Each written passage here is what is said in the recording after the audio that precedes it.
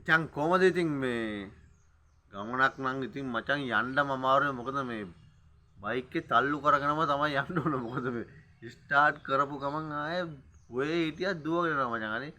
කොල්ලොන්ට මේ කොල්ලොන්ට කොහමත් රත ගායන තියෙන්නේ මොකද මේ මට මචං පොඩි කාලේ මතක් වුණා මේ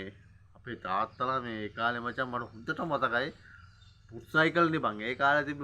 පුස් සයිකලේනේ පුස් සයිකලේ මේ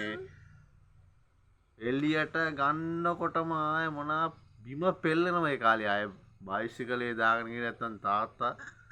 මේ බිම පෙල්ලෙනවා අනිවාර්යෙන් අර ඉස්සරහට පත läගිට්නේ තිබ්බේ මේ බයිසිකලේ ඔය läගිට් දිගේ පිටිපස්සේ වාඩිලා ගේ වටේ රවුන්ඩ් එකක් තුනක්